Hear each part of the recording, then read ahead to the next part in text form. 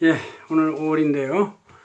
117강은 중소기업 창업 경영자의 성과이익 보수에 대해서 어떻게 지급하느냐에 따라서 세금 차이가 어떻게 되는지 그 차이를 알아보겠습니다. 이것은 이제 우리 안데스 진행자는 저번 달 4월 24일자에 내지에 제가 이렇게 잘 쓴 겁니다. 한번 찰칵 찍으시고요. 예, 좋습니다. 자, 그 내용을 제가 그대로 시판에 썼습니다. 자, 상황은 중소기업 창업 경영자들이 이제 보통 처음에 법인이나 개인이나 고민을 하다가 개인 사업자가 이제 여러 가지 납세가 단일로 과세가 되고, 그러니까 이제 법인에 대한 이익은 한참 유보돼서 나중에 과세가 되고 하는 그 차이 때문에 법인을 선택할 수가 있는데, 법인으로 이제 크게 성공한 사람들이야 뭐 이 이익이 뭐 100억, 200억, 300억 이렇게 올라가지만, 아마 90% 이상의 대부분의 창업자들은 자기 개인 연봉, 뭐 추억의 연봉 1억이라고 하는 것 플러스 약간의 알파 이익 이런 걸 원할 겁니다. 그래서 그것이 이제 보통 추면 한 2억 정도 되는데, 그런 이익이 났을 때의 그 이익을 어떻게 배분화에 따라서 세금이 어떻게 차이 나는지 그런 걸 한번 알아보도록 하겠습니다. 자, 상황은 창업 초기 1, 2년간은 손실 적자 보다가 소서 이익으로 해서 흑자 전환이 되는 것이 이제 일반적인 사업의 형태죠. 자, 이 창업자 급여에 대해서 자기의 사업에 안정적 성공 가능성이 있다고 있다면 적자 상태에서도 최소한 자기의 적정한 급여를 반영해서 수취하는 것이 낫다. 그것이 이제 4대 보험 혜택도 이제 있고, 또 결손금 만 10년간 인정이 되기 때문에 자신의 급여가 마이너스인 상태에서 다시 급여를 마이너스해서 추가로 마이너스가 된다 하더라도 향후의 이익에서 10년간 비용으로 공제가 돼가지고 법인세를 절감하니까 그걸 반영해도 그렇게 손실이 아니다, 그런 얘기예요. 창업자들은 이제 어떻게 될지 모르니까 한 6개월 내지 1년간은 급여를 받지 않습니다. 저도 안세기업 창업을 할 때 한 6개월 내지 1년 급여를 받지 않고 생활했었는데, 근데 그게 별로 이렇게 바람직하지 않더라. 나중에 보니까 그냥 날아간 것이 되지, 그냥 별로 안 돼서 이제 반영하는 게 좋다고 말씀을 드리는 거예요. 왜? 결손금액 비용 송금 산입이라는 원리, 법인세 원리 때문에 그렇죠. 결손금액도 향후 10년 내 이익에서 순차적으로 공제하기 때문에 법인세 절세 효과가 있고 불이익이 없습니다, 절대로.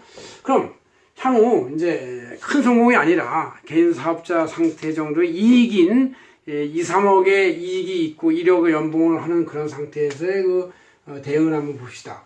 첫째, 2억 원까지에 대해서는 법인세 세율이 11%죠. 그렇지만 이제 이거에 대해서 배당세 공제 11%가 완전히 적용되기 때문에 완전히 이중과세가 해소가 됩니다. 그러나 법인당 순이익이 2억을 초과할 때부터는 세율은 22%로 이제 올라가는 것이죠. 그럴 때도 배당세 공제는 똑같이 11%이기 때문에 이중과세는 11%, 22% 중에서 11%에는 50%만 해소가 되고, 나머지 50%는 해소가 안 되고, 그 나머지 50%의 11%는 법인세를 추가로 개인 사업자보다 더 내는 그런 형태가 됩니다. 되기는. 그러나 이제 법인세를 22% 내는 것과 다단계 종합소득에 대한 소득세 누진세율을 48%까지 내는 것과는 차이가 있기 때문에 법인의 형태를 선호하게 된다, 그런 얘기죠. 그럴 때 법인의 형태를 선호할 때 법인 설립 단계부터 아예 처음부터 자기의 지분을 분산을 할 수가 있어요. 자녀한테 일부 증여할 수 있는데, 실제 성인 자녀 20살 이상한테는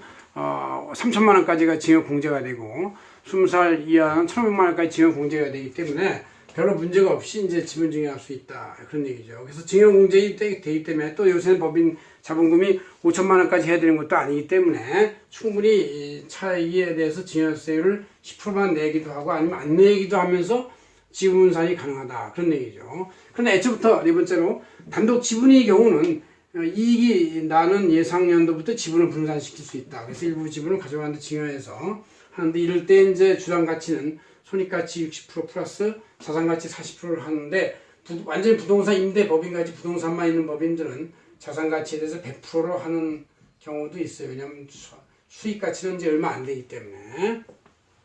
자, 그럼 향후 자신의 연봉 1억 말고 향후 추가 이익 2억 원에 대한 세금은 어떻게 할 것이냐. 이제 보통 창업하거나 근로자들이 대부분 연봉 1억 원이 굉장히 중요한 바로미터입니다. 자신이 근로자로서 성공했을 때의 연봉도 1억이 이제 성공의 바로미터고, 창업했을 때도 연봉 1억이 올 때까지의 그 어떤 개념이 상당히 중요한 성공의 바로미터고, 그 이상부터 이익은 이제 그때부터는 자신의 노동비보다 추가로 버는 이익이기 때문에 이제 그거에 대한 고민을 시작을 하는 것이죠. 그래서 추가 이익 2억 원은 어떻게 할 것이냐.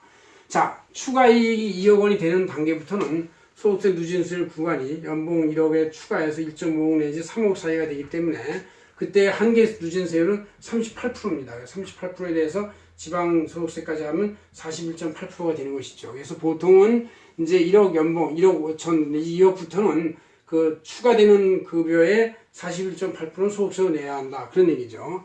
그 방법을 본인의 급여나 상여금으로 지급했을 때는 소득세율 41.8%에다가 건보료가 6 내지 7% 과세가 되니까 부담되니까 이거 하면 48.8%를 해야 된다. 그러니까 이제 그 연봉이 한 1억 5천 2억 되는 사람들은 연봉이 올라갈 때마다 48.8%의 부담을 내야 한다 이렇게 생각하면 돼요. 그러니까 거의 반의 부담을 내야만 가져갈 수 있다. 그러니까 항상 고민이 되는 것이죠. 내가 5천만 원 추가 연봉이 돼도 그거에 48.8%는 이제 부담금 내고 세금이나 부담금 내고 나머지 52%만 가지고 가니까 고민이 되는 것이죠.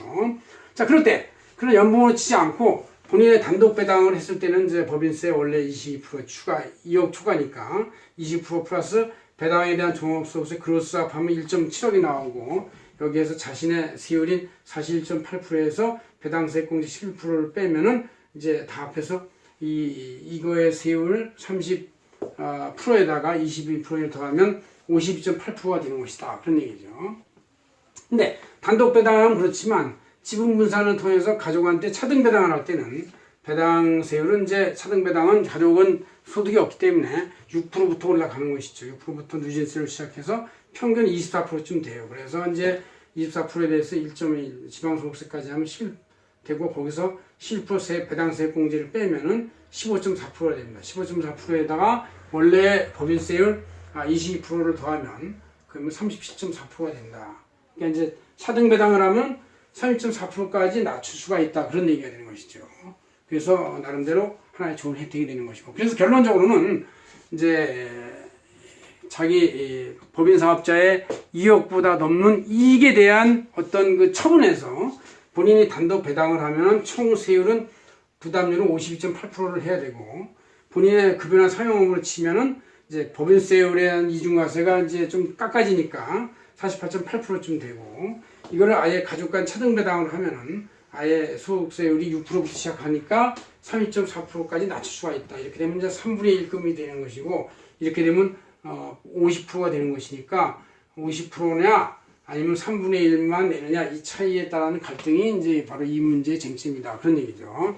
예, 고맙습니다. 안세현 대표 박은정 회사였습니다.